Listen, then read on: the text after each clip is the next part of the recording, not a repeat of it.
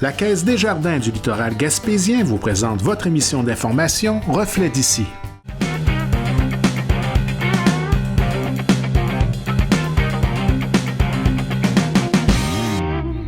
Nous avons reçu dans nos studios Monseigneur Gaétan Proulx qui nous dresse un bilan des enjeux que vive le diocèse en ce moment. Jean-Denis l'a rencontré pour nous. Bonjour à tous, bienvenue à mon milieu service.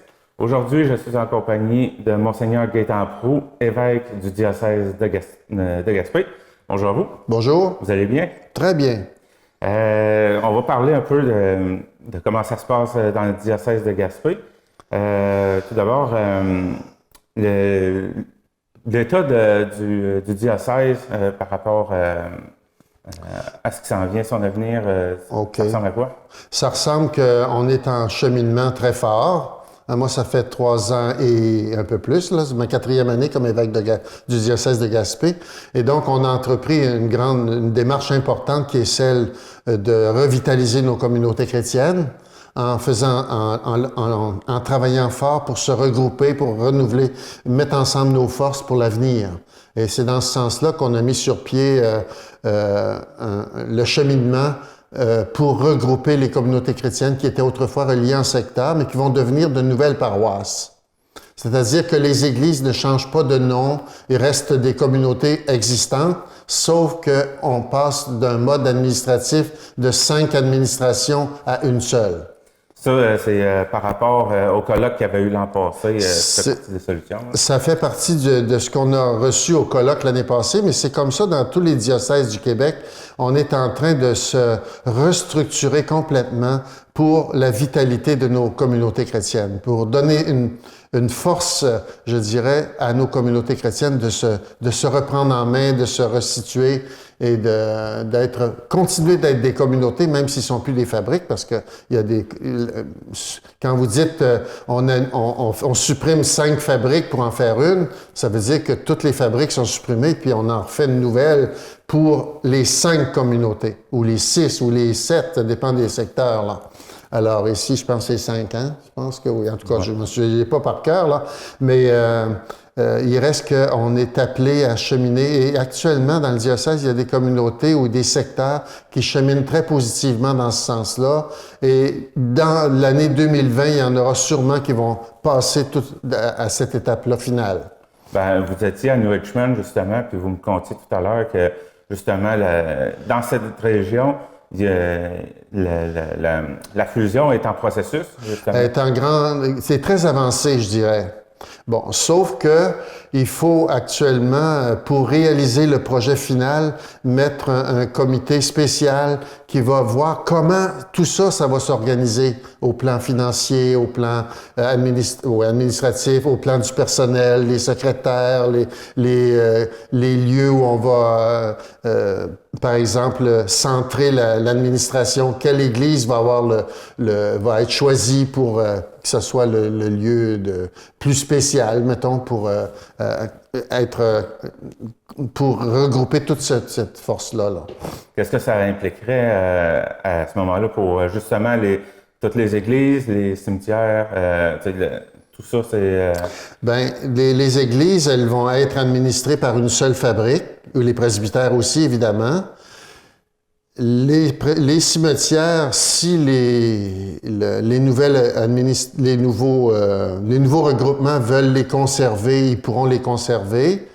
Ça va être la fabrique nouvelle qui va les administrer. S'il y a 3 cimetières dans 5 communautés, il n'y en a pas partout des cimetières, mais il y en a suffisamment pour dire qu'on peut les regrouper. Donc, il peut y avoir un regroupement juridique aussi des cimetières séparément de la fabrique.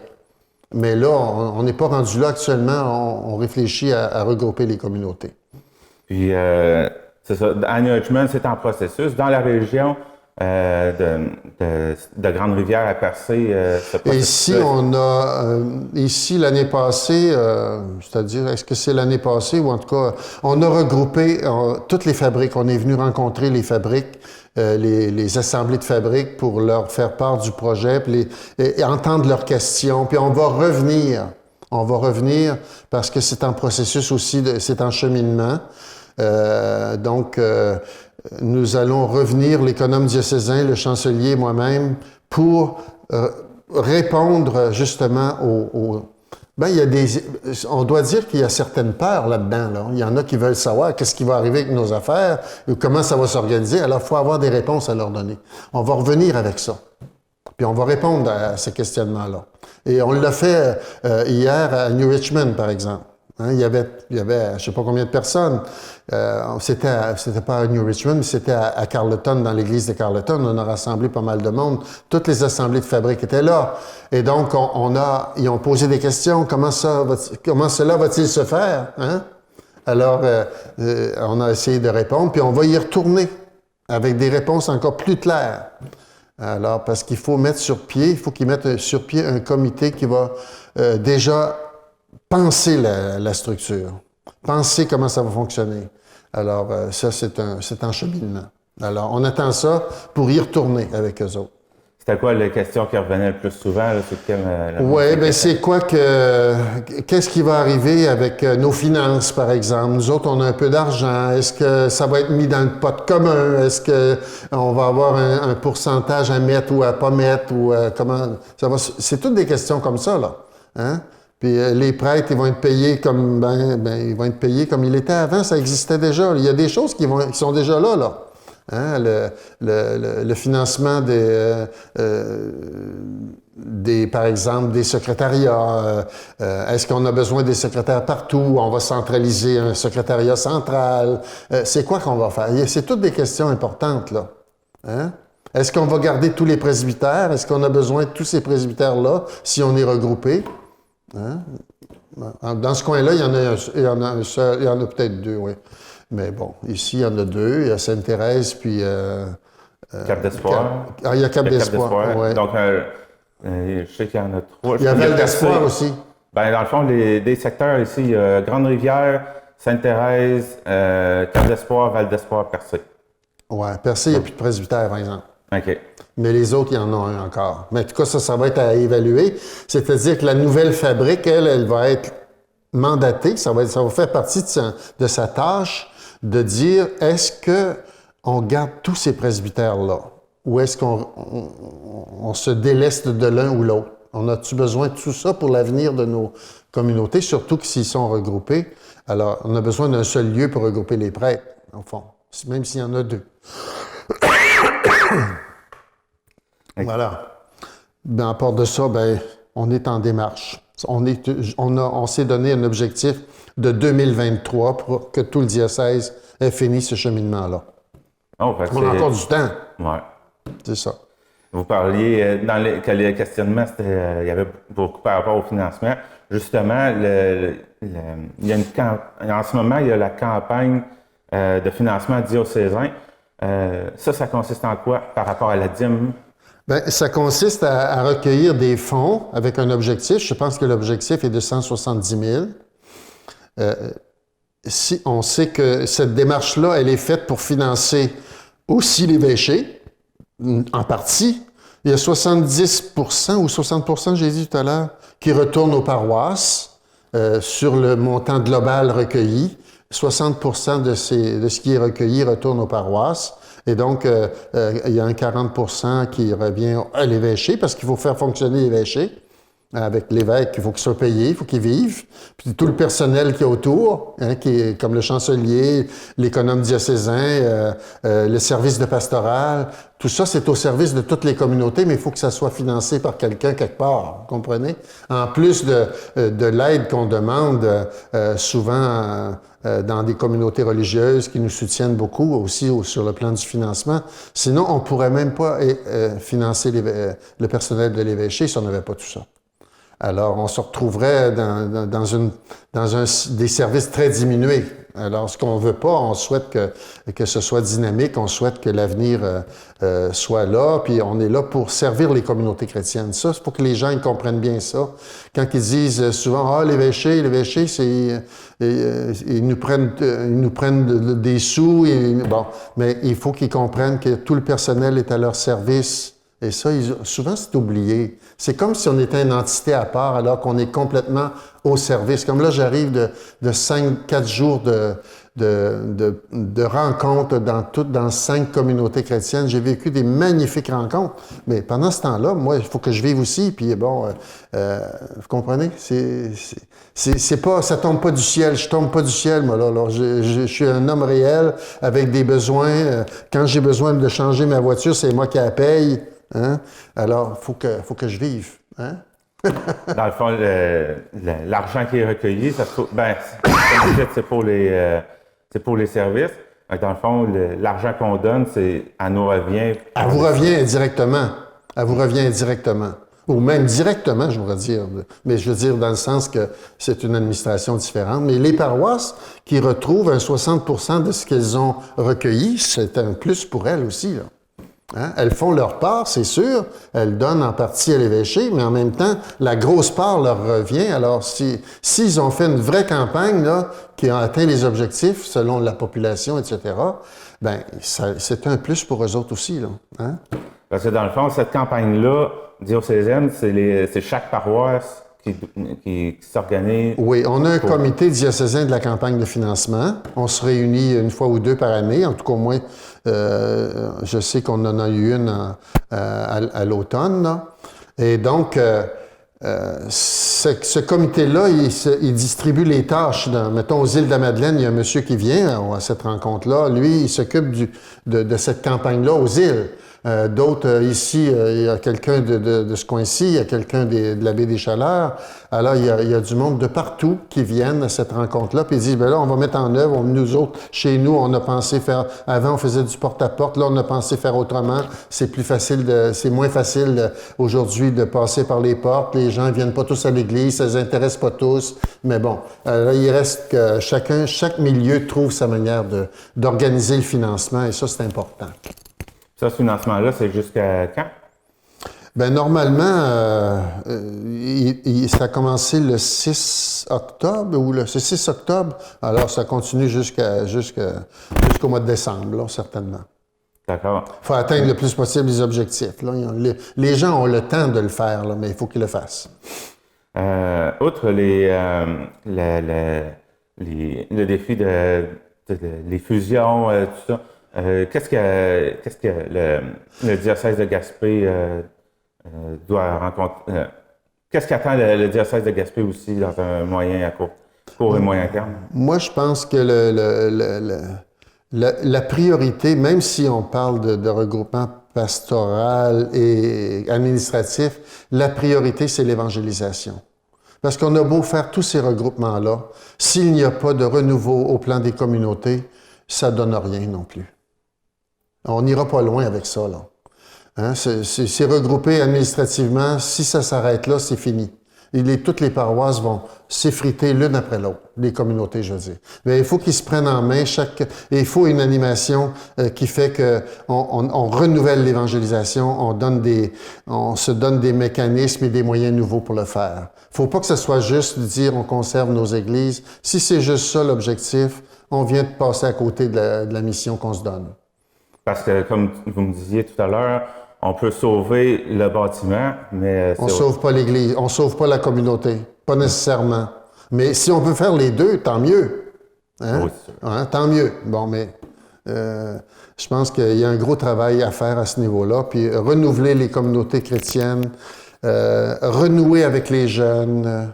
Hein? Cette semaine, avec le curé de New Richmond, on est allé à la maison des jeunes. Ben les jeunes, ces jeunes-là, tu les vois pas à l'église. Mais j'ai dit au curé, viens jouer au billard avec eux autres, là. C'est ici qu'il faut que tu sois. Il est d'accord, là. Hein? Je dis, j'ai pas donné d'ordre, là. Il est d'accord avec ça, là. Il dit non, ils viendront pas à l'église, mais moi, je dois y aller, là. Je dois être là où ils sont. Et c'est ça que le pape nous demande aussi. Hein? Comment vous voulez que l'Église se renouvelle à la base si on n'est pas avec eux autres? Hein? C'est sûr. C'est sûr, hein? Et moi, je me rappelle quand j'étais enfant, mais là, je suis pas un jeune, là, moi, je suis pas jeune comme toi, là, mais les prêtres, ils venaient jouer au hockey sur la patinoire avec nous autres, là. C'est comme ça qu'on a connu les liens des bons rapports, puis ça nous a aidé à cheminer, puis à grandir dans la foi, puis c'est pas juste le sport, mais aussi les échanges, le partage de notre foi ensemble, puis il me semble que il faut retrouver ça. Il faut retrouver cette dynamique-là. Donc, l'évangélisation doit passer par un contact plus... Oui. Regarde, le pape, il nous dit « aller aux périphéries ». J'ai entendu cette expression-là? Le pape, il dit ça sans cesse. Aller aux périphéries, il veut dire « ben sortez donc de votre église, là, ouvrez donc vos portes, allez donc voir ailleurs où se trouve le monde. » C'est ça qu'il nous dit. Cette semaine, j'étais en visite pastorale, je suis allé visiter du monde, moi, là, en dehors des églises, là. Je suis allé chez des gens, je suis allé visiter des handicapés, je suis allé chez des personnes seules, je suis allé rencontrer des jeunes avec le pasteur. J'étais pas dans l'église que j'ai fait ça, là. Puis les gens, ils sont reconnaissants, puis ils sont contents de dire « Hey, notre évêque est venu nous voir. » On pensait qu'il restait juste à l'évêché puis qu'il sortait jamais de là. C'est pas vrai, là. Tu sais, tu comprends? Alors, la dynamique, c'est d'être présent au monde. Puis aussi d'avoir des rapports simples avec les gens. Pas des rapports de hauteur puis de supériorité, mais des rapports simples. Des rapports vrais. C'est ça qu'il faut avoir. Être au même niveau. Au même niveau. C'est ça. Est-ce qu'on a pas mal fait le tour des enjeux actuels? Oui, bien, regarde, je te dis, le gros enjeu, c'est l'évangélisation, le lien avec les jeunes, puis tout en n'oubliant pas ceux qui sont là, parce que c'est des soutiens, ceux qui sont là. Ça ne veut pas dire qu'il faut les négliger pour autant. Il faut être présent aussi. Hein? Alors, mais on change le mode aussi de célébration. Il n'y aura pas des messes à tous les dimanches dans toutes les églises, quand il y a un seul prêtre, surtout. Ce sera plus possible, mais que les communautés développent, se retrouvent en communauté, même s'il n'y a pas de messe, pour prier. C'est ça, la communauté chrétienne, et de se retrouver ensemble pour prier, pour vivre l'Église, vivre leur dimanche, même si c'est juste une heure de dire on se rencontre autour de la parole de Dieu. La parole de Dieu, elle est communion. L'Eucharistie est communion aussi. Alors, mais on n'a pas toujours l'Eucharistie, mais on n'a pas toujours la messe, mais qu'on se retrouve pour se rassembler, pour prier ensemble. Ça, c'est des gros défis aussi, de redécouvrir le sens de la communauté, hein, de se donner des moyens d'être ensemble pour vivre la parole de Dieu, pour l'entendre et pour la partager. D'accord. Maintenant, concernant le personnel pastoral et les curés, comment que ça se passe? Ici, dans le diocèse, il y a à peu près une quarantaine de prêtres, hein, à peu près, là, 38, 39, ou quelque chose comme ça. C'est sûr que les prêtres, la majorité sont âgés. Ça ne veut pas dire qu'ils ne continuent pas de rendre certains services. Il y en a qui continuent, malgré leur âge, à collaborer avec les prêtres aux alentours. Mais en même temps, il a fallu faire appel à des prêtres qui viennent de d'autres pays pour venir en aide et combler les espaces où il n'y aurait pas eu de prêtres du tout si on n'avait pas cet espace-là, si on n'avait pas ce moyen-là. Et actuellement, dans le diocèse, on a 8 prêtres qui viennent du Bénin, 3 prêtres de la Colombie, un prêtre d'Haïti, un prêtre du diocèse de Québec, un prêtre de ma communauté, parce que je suis un religieux, moi, un servite de Marie.